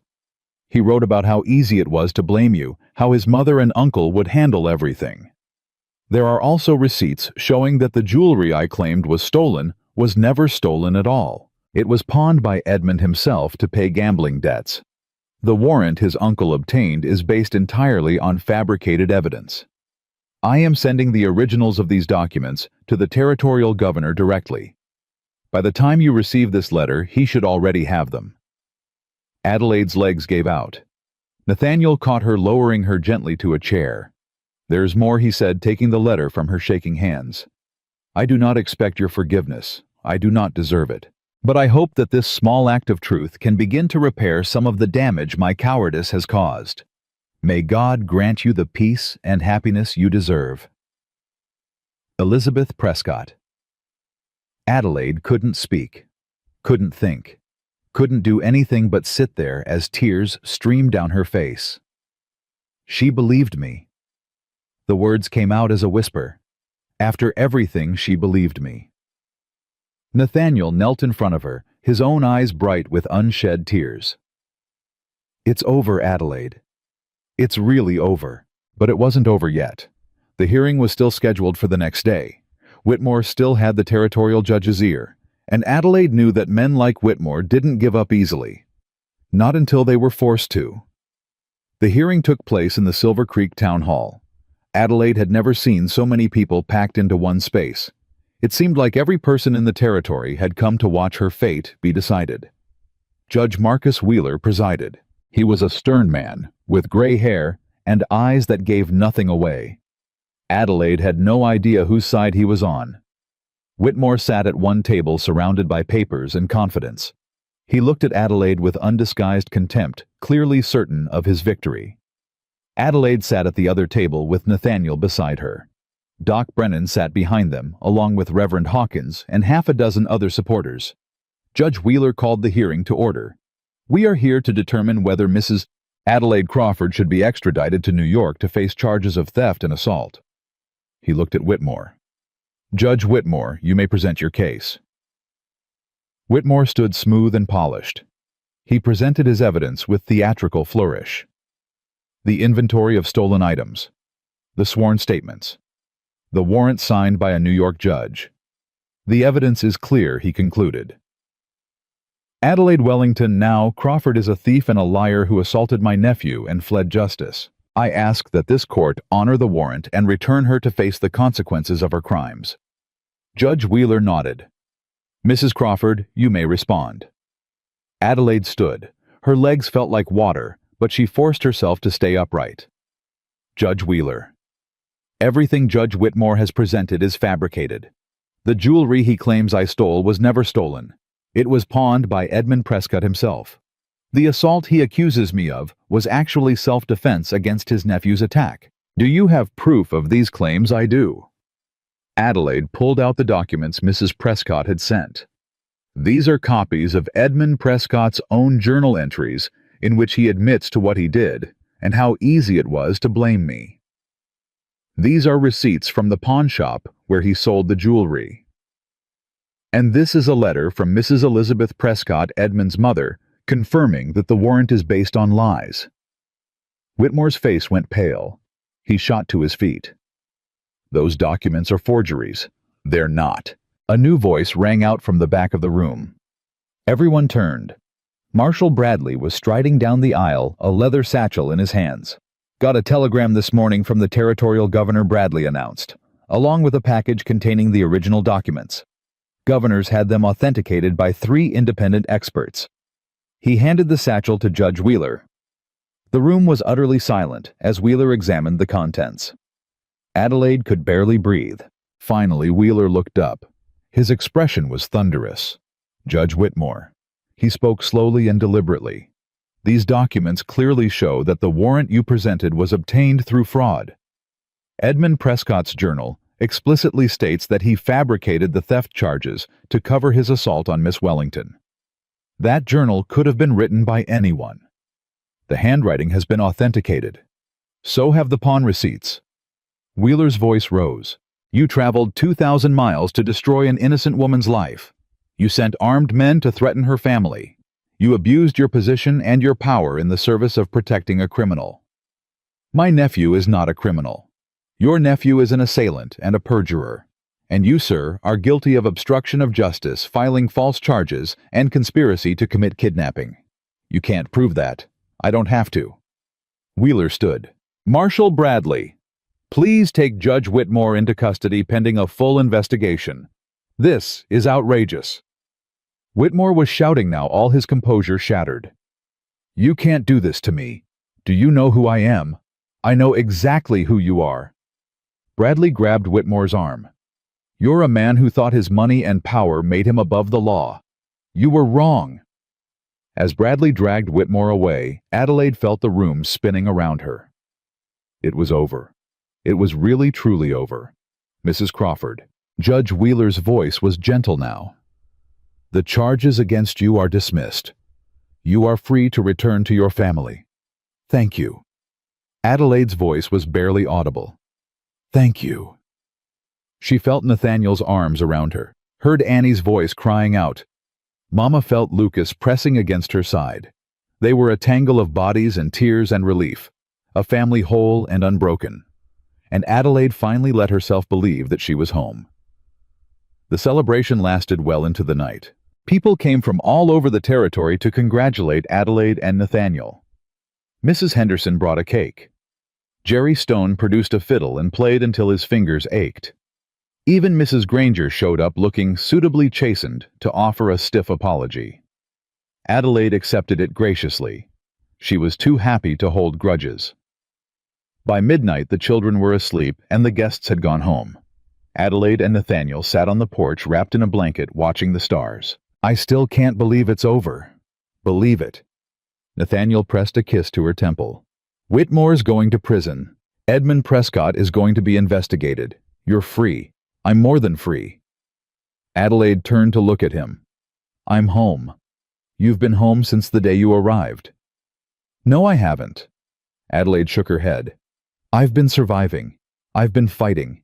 I've been trying to prove that I deserve to be here. But I never felt like I truly belonged. She paused. Until now. What changed? You did. The children did. The way you stood beside me when everything was falling apart. The way Lucas finally let me in. The way Annie calls me Mama without hesitating. Adelaide's voice caught. The way Josie reaches for me first thing every morning. They love you. I know. And I love them. More than I ever thought I could love again after losing my family. You have a new family now. I have everything. Adelaide leaned into him. I have more than I ever dreamed of having. So do I. Nathaniel's voice was rough with emotion. When Emmeline died, I thought my life was over. I thought I'd spend the rest of my days just going through the motions, keeping the children alive, waiting for my own end. And now I wake up excited for the day. I go to sleep grateful for what I have. I look at my children and see hope instead of just grief." He pulled back to meet her eyes. "You did that, Adelaide. You brought us back to life. We brought each other back." They kissed, then soft and slow and full of promise. Not the desperate passion of people trying to escape their pain, but the steady warmth of people who'd found something worth holding on to. When they finally pulled apart, Adelaide was smiling. "We should go inside. It's freezing." "In a minute." Nathaniel was looking at her with an expression she'd never seen before. "There's something I need to tell you first. What I never answered your question. From that first night, when you asked why I was willing to take a chance on you." Adelaide frowned. "I don't understand. You asked why I trusted a stranger with my children. Why I believed your story when I had no proof. Why I proposed marriage to a woman I'd known for 2 weeks. You said it was because I saved Josie's life. That was part of it, but not the whole truth." Nathaniel took a deep breath. "The truth is, the moment I saw you holding my daughter, the moment I saw the way you looked at her like she was the most precious thing in the world, I knew that you were the answer to every prayer I'd sent up since Emmeline died, every desperate plea for help, every bargain with God." He paused. "You weren't the wrong woman, Adelaide. You were exactly right. I just didn't want to admit it because admitting it meant opening my heart again. And I was terrified." "Nathaniel, I'm not terrified anymore." He cupped her face in his hands. "I love you. I love our family. And I'm going to spend the rest of my life making sure you know how grateful I am that you stepped off that train." Adelaide felt tears streaming down her cheeks. But for once, they were tears of joy. "I love you too," she whispered. "I love you so much it scares me." "Don't be scared. I'm not going anywhere. Promise, I promise." He kissed her forehead. "Now let's go inside before we both freeze to death." They went in together, hand in hand, closing the door on the cold night and the painful past. A new chapter was beginning, and Adelaide couldn't wait to see what it held. The next morning brought a visitor Adelaide hadn't expected. She was feeding Josie when the knock came. Nathaniel answered the door and returned with a woman Adelaide had never seen before. She was older, perhaps 60, with silver hair pinned neatly under a traveling hat. Her clothes were expensive, but understated, and her eyes, when they met Adelaide's, were filled with tears. "Mrs. Crawford." The woman's voice trembled. "I'm Elizabeth Prescott." Adelaide nearly dropped Josie. "Mrs. Prescott." She handed the baby to Nathaniel and stood slowly. "I didn't expect. I thought. I know. I should have stayed in New York. Should have sent my apologies through letters like a coward." Mrs. Prescott twisted her hands together. "But after everything that's happened, I couldn't. I had to see you. To apologize in person. You don't have to." "Yes, I do." Mrs. Prescott's composure cracked. "I watched my brother-in-law destroy your life and I did nothing. I knew my son was a monster and I protected him anyway. I let you suffer for 2 years while I hid behind my privilege and my guilt. You sent the documents." Adelaide's voice was gentle. "You saved me. I should have saved you 2 years ago." Mrs. Prescott was weeping openly now. "I should have believed you the moment it happened. I should have thrown Edmund out of the house instead of throwing you out. Why didn't you?" "Because I was weak. Because I couldn't face what my son had become. Because it was easier to believe a lie than accept the truth." Mrs. Prescott looked at Adelaide with desperate eyes. "I don't expect your forgiveness. I don't deserve it. But I needed you to know how sorry I am. For everything." Adelaide was quiet for a long moment. She thought about everything this woman had put her through. The fear, the running, the constant looking over her shoulder. But she also thought about the letter, about the documents, about the courage it must have taken to finally tell the truth. "I forgive you." Mrs. Prescott's head snapped up. "What I forgive you?" Adelaide crossed to her and took her hands. We both made choices we regret. We both let fear control us. But we're here now. We're alive. And we have a chance to do better. After everything I've done, how can you? Because holding on to anger would only poison me. Adelaide squeezed her hands. And because I know what it's like to love someone despite their flaws, to want to protect them even when they don't deserve it. Your family. Mrs. Prescott's voice was barely audible. The ones you lost. I would have done anything to save them, even things I'm not proud of. Adelaide paused. So I understand, Mrs. Prescott. I don't condone what you did, but I understand. Elizabeth. Please call me Elizabeth. Elizabeth. Adelaide smiled. Would you like to stay for tea? Mrs. Prescott? Elizabeth stared at her as if she'd grown a second head. You're inviting me to tea. After everything, I'm inviting you to meet my family. Adelaide gestured to where Nathaniel stood, holding Josie to where Annie and Lucas had appeared in the doorway. If you're going to be part of making things right, you should know what you're making them right for. Elizabeth looked at the children, at Nathaniel, at the home Adelaide had built from nothing but hope and determination. She's beautiful, she said softly, looking at Josie. Adelaide's daughter. They all are. They're everything, Adelaide agreed. And now, thanks to you, I get to keep them. Elizabeth stayed for tea, then for dinner, then for a week. She and Adelaide talked for hours. About the past. About Edmund. About the terrible choices that had led them both to this moment. By the time Elizabeth left, something had shifted between them.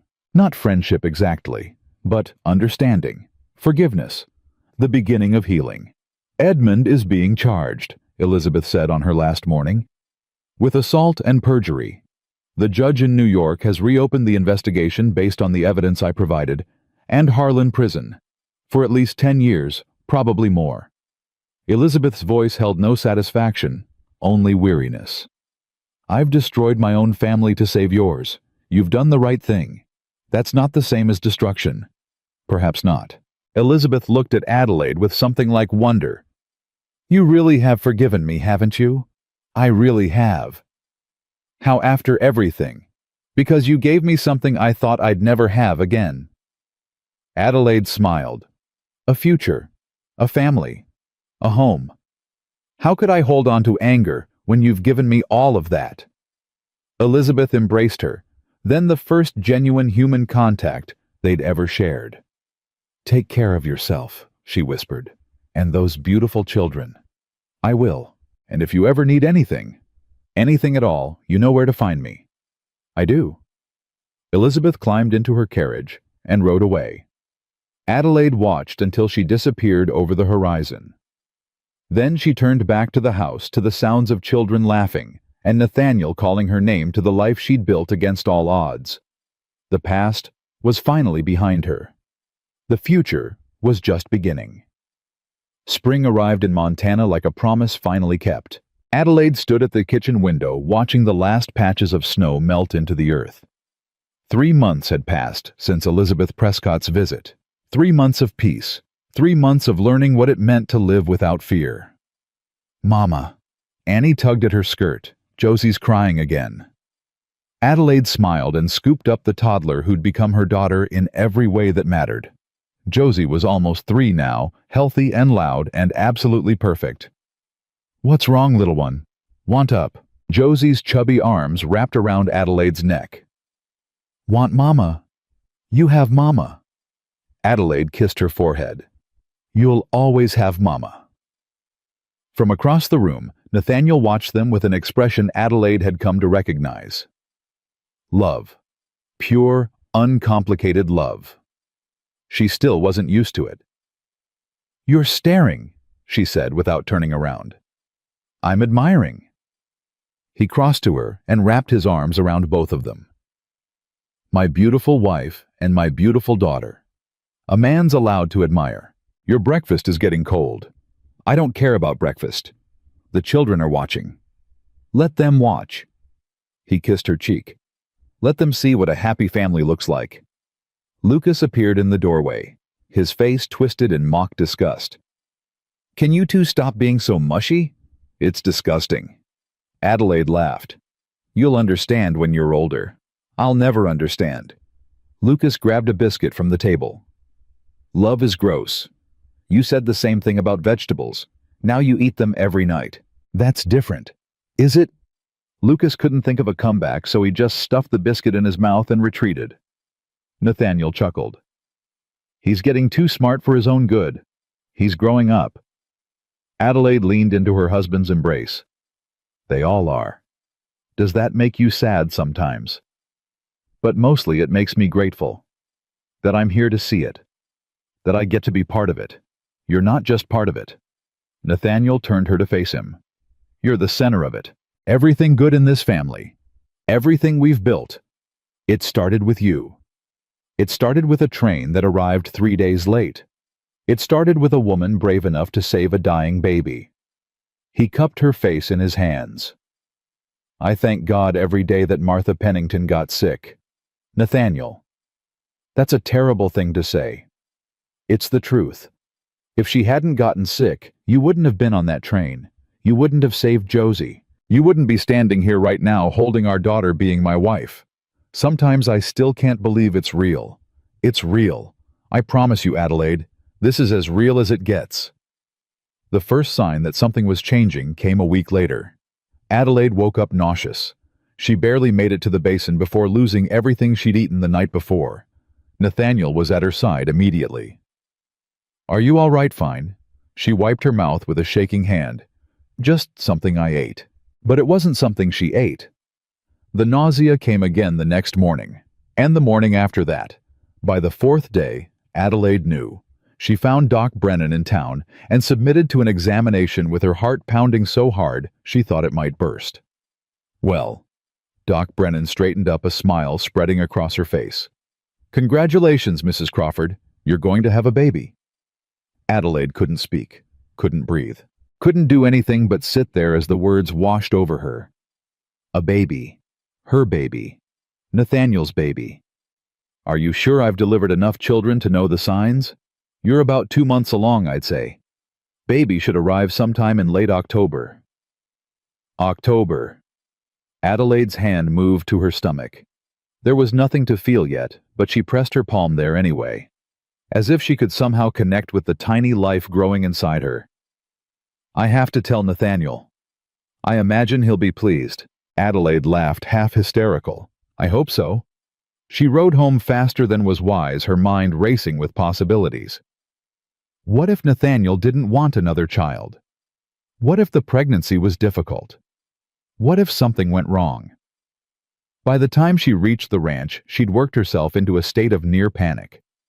Nathaniel met her at the door, his face creased with concern. "What's wrong?" "You look like you've seen a ghost. I need to tell you something." "All right." He took her hands. "Whatever it is, we'll handle it together. I'm pregnant." The words fell between them like stones into still water. Nathaniel stared at her. His expression was unreadable. "You're pregnant?" "Yes." Adelaide's voice trembled. "I know it's soon. I know we didn't plan it. I know Emmeline died in childbirth, and this must bring up terrible memories. But She didn't get to finish. Nathaniel swept her into his arms and spun her around, laughing like a man half his age, a baby. He was crying, she realized. Actually crying. "We're having a baby. You're not upset." "Upset?" He set her down and cupped her face in his hands. "Adelaide, this is the best news I've ever received." "But Emmeline would be happy for us." He kissed her forehead. "She would have wanted this. Wanted me to move on. Wanted our children to have more siblings." "You're sure?" "I've never been more sure of anything in my life." Adelaide let out a breath she hadn't realized she'd been holding. The relief was overwhelming. "I was so scared to tell you." "Why?" "Because everything in my life that's been good has always been taken away. And this the children, this new baby, it's too good. It's too much. I keep waiting for something terrible to happen." "Nothing terrible is going to happen." Nathaniel's voice was fierce with conviction. "I won't let it. I'll protect you and this baby with everything I have. You can't promise that. No, but I can promise to try, and I can promise that whatever comes, we'll face it together. Adelaide pressed her face into his chest and let herself cry. Not from sadness, not from fear, from sheer overwhelming joy. She was going to be a mother, a real mother, and nothing in the world had ever felt so right. The children's reactions were everything Adelaide could have hoped for. Annie shrieked with delight and immediately began making plans for the baby's arrival. She wanted to help pick out names, help decorate the nursery, help with everything. Lucas tried to play it cool, but Adelaide caught him smiling when he thought no one was looking. And Josie, too young to fully understand, just patted Adelaide's stomach and said, "Baby, baby, and mama." "That's right, sweetheart." Adelaide lifted her onto her lap. "You're going to be a big sister." "Big sister." Josie nodded solemnly. "I take care of baby. Yes, you will. We all will." "Is it going to be a boy or a girl?" Annie demanded. "I want a sister. Another sister. Boys are annoying." "Hey." Lucas looked offended. "I'm not annoying."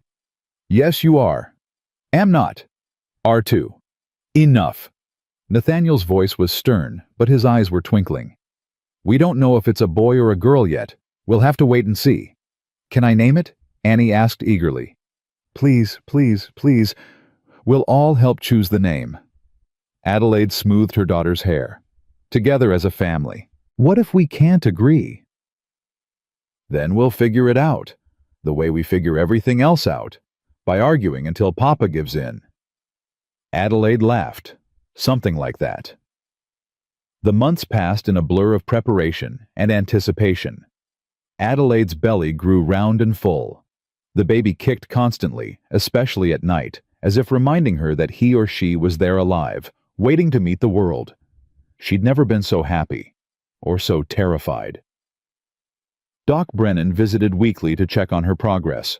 Everything looked normal, she assured Adelaide. The baby was healthy. Adelaide was healthy. There was no reason to expect complications. But Adelaide couldn't shake the fear. Emmeline had been healthy too, until she wasn't. Nathaniel sensed her anxiety. He held her close every night, whispering reassurances until she fell asleep.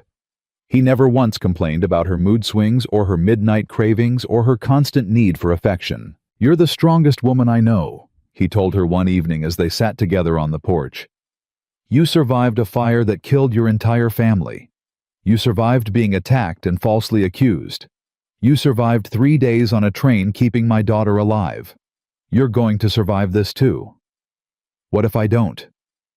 Then I'll raise our children to know how brave their mother was. But that's not going to happen. You're going to be fine." "How can you be so sure?" "Because I refuse to imagine any other outcome." Nathaniel kissed her forehead. "And because I've learned that Adelaide Crawford doesn't give up. On anything. Or anyone." Adelaide wanted to believe him, but late at night when the house was quiet and the baby was kicking and Nathaniel was asleep beside her, she whispered prayers to a God she still wasn't sure she believed in. "Please let me live. Please let me see my children grow up. Please don't take me away from them. Please." The baby came early. Adelaide was in the kitchen making breakfast for the children when the first pain hit her. It was sharp and sudden, stealing her breath. She grabbed the edge of the counter and waited for it to pass. Mama Annie looked up from her porridge. "What's wrong?" "Nothing, sweetheart. Just a cramp." But it wasn't just a cramp. Another pain followed, stronger than the first. And then her water broke. "Nathaniel!"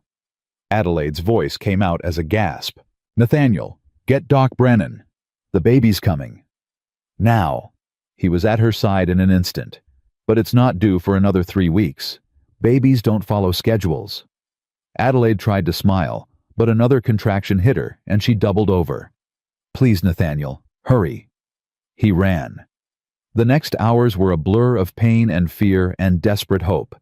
Doc Brennan arrived in time, her calm presence, a steadying force in the chaos. She examined Adelaide and announced that the baby was coming fast. Too fast to move her to the bedroom. They'd have to deliver right there in the kitchen. Lucas took Annie and Josie to the barn, following Doc Brennan's orders without question. For once, he didn't argue about being treated like a child.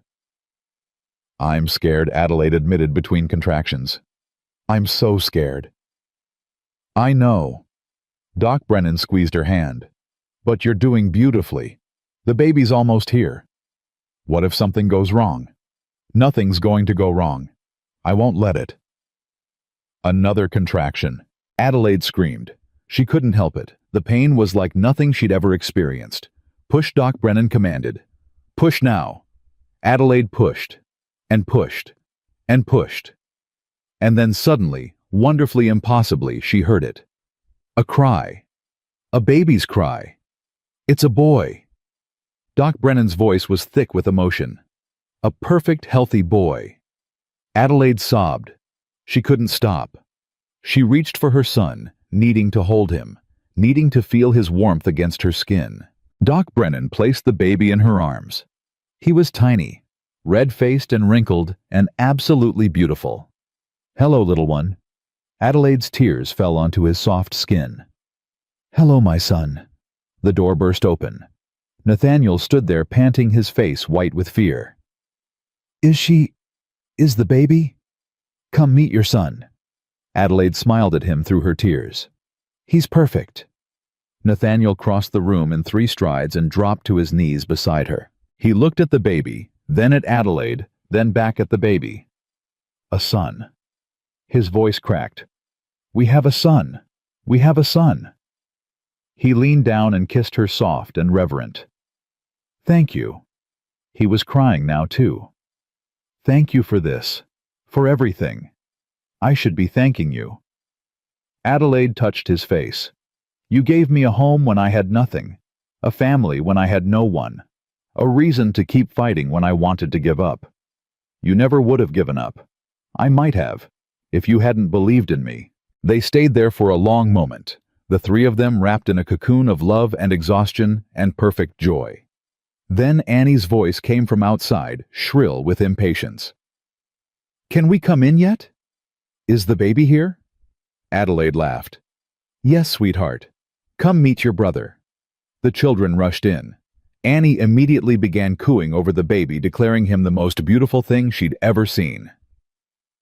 Lucas hung back, trying to look unimpressed, but his eyes were suspiciously bright. "And Josie?" Little Josie toddled up to Adelaide and peered at the bundle in her arms. "Baby," she said solemnly. "My baby brother." "That's right." Adelaide kissed her daughter's forehead. "Your baby brother." "What's his name?" Annie demanded. "You have to tell us his name." Adelaide looked at Nathaniel. They'd discussed names for months, unable to agree on anything. But now, looking at her son's face, Adelaide knew. "James." She spoke softly. "James Nathaniel Crawford." Nathaniel's breath caught. "James. After my father and Nathaniel. After the man who gave me everything." Nathaniel couldn't speak. He just pulled her close and held on. "James Nathaniel Crawford." Annie tested the name. "I like it."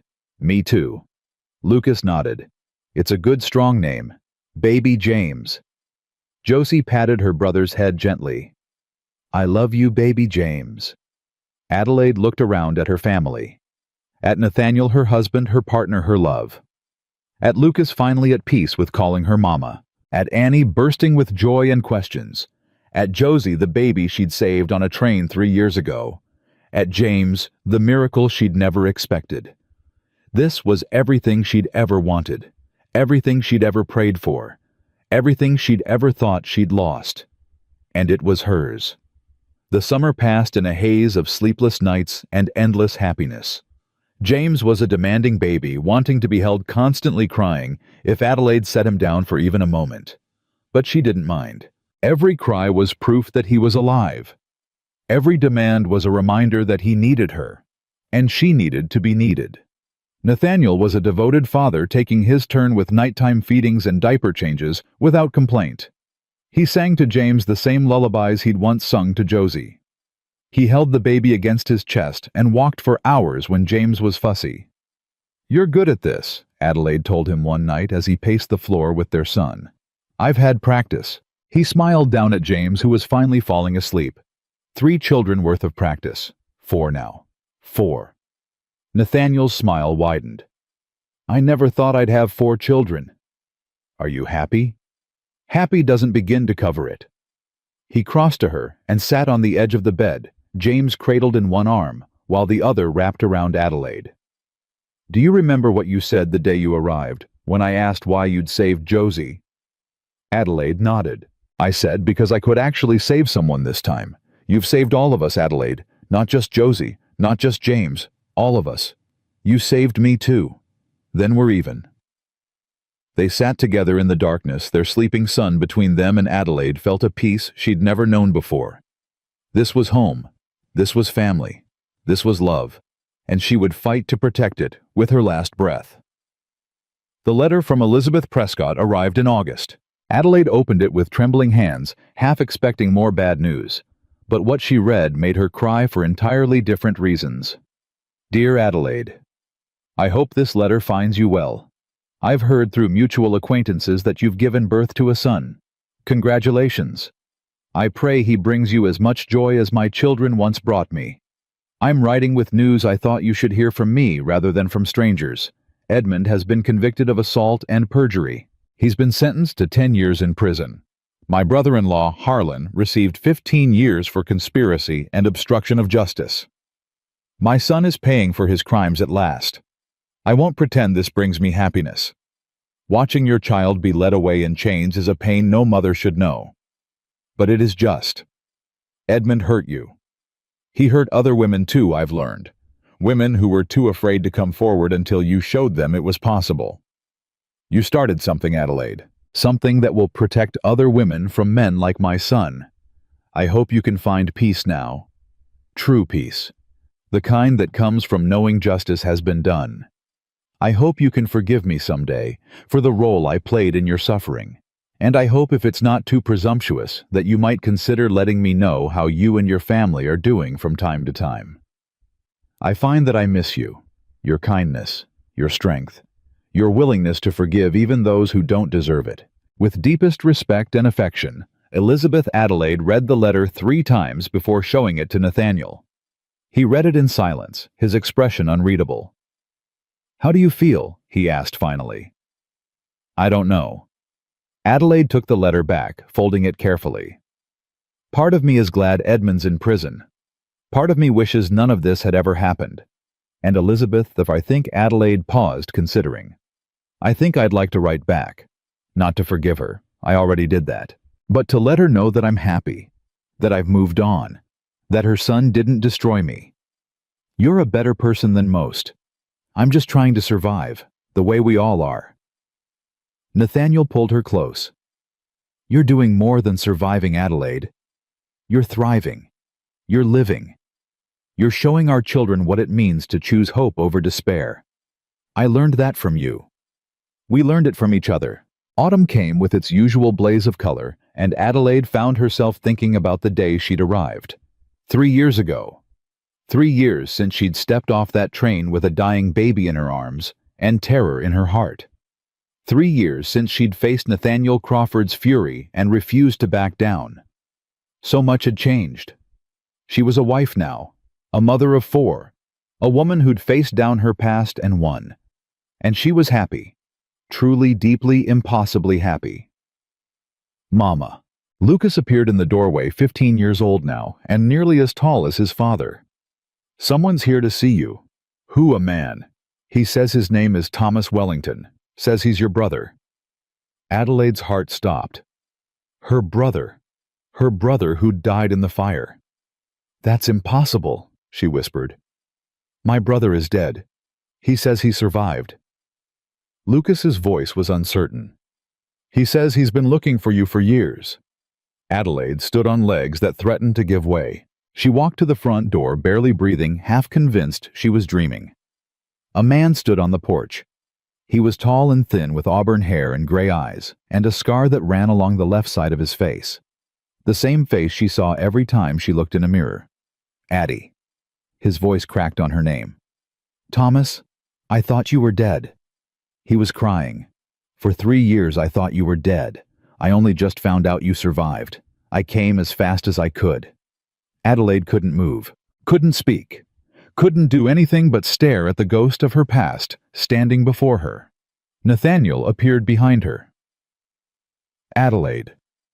"What's happening?" "It's my brother." Her voice came out as a whisper. "My brother Thomas. He's alive." Then she was in Thomas's arms, sobbing against his chest, feeling his tears fall into her hair. "I thought I lost everyone." She couldn't stop crying. "I thought I was alone." "You're not alone."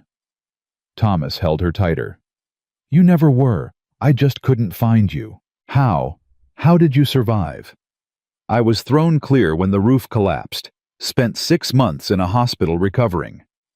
By the time I could look for you, everyone said you'd died too. I moved away. Changed my life." Adelaide pulled back to look at his face. "I never thought to look for survivors. I was so sure. So was I." Thomas touched her cheek. "But here we are. Both alive.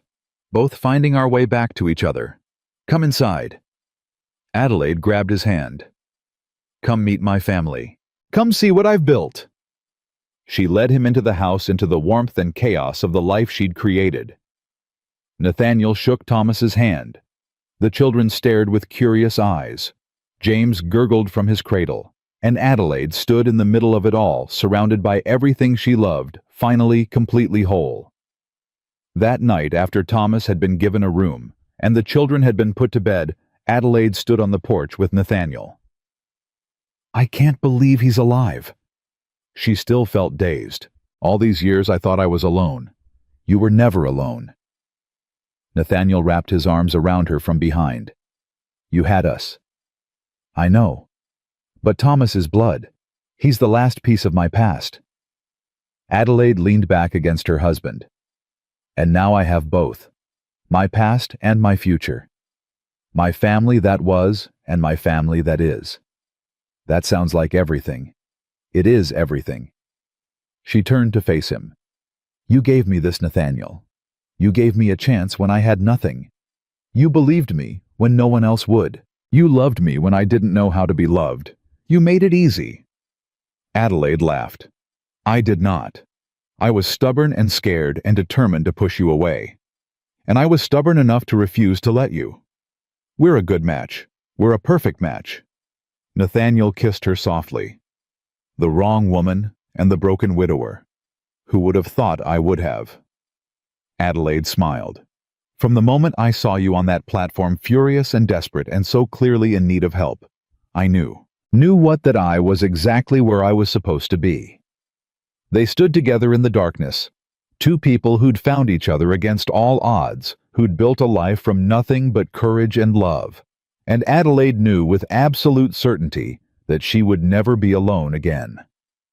Years later, when her children asked about how she'd come to Montana, Adelaide would tell them the truth. She'd tell them about the fire that took her family and the assault that destroyed her reputation. She'd tell them about the train that arrived 3 days late and the baby she'd saved from death. She'd tell them about Nathaniel's anger and her own terror and the impossible choice that had changed everything. And she'd tell them about the day she'd arrived standing on that frozen platform, holding Josie against her chest. "Your father said I was the wrong woman," she'd say. "He ordered someone else entirely, someone older, someone with experience, someone he thought he needed. But you weren't the wrong woman," Annie would always interrupt. "No." Adelaide would smile. "I was exactly right. I just didn't know it yet." And neither did Papa Lucas, would add. No, he didn't. He thought he was getting a housekeeper, and instead he got a wife who would fight for his family with everything she had. "That's a good story," Thomas, now called Tom, would say. "It's not a story." Adelaide would look at her family gathered around the table. Her husband, her brother, her 5 children. Her life. It's the truth. Because sometimes the wrong choice turned out to be the right one. Sometimes the broken pieces fit together better than the whole ever could. Sometimes the woman who arrived with nothing but hope and desperation turned out to be exactly what a family needed. Adelaide Crawford had learned that lesson the hard way. She'd fought for it, bled for it, Nearly lost everything for it, but in the end, she'd won. Not because she was special or perfect or destined for greatness, but because she'd refused to give up. Because she'd chosen love over fear. Because she'd believed even in her darkest moments that tomorrow could be better than today. And it was. It was better than anything she'd ever imagined. Because Adelaide Crawford wasn't the wrong woman at all. She was exactly right, and that made all the difference.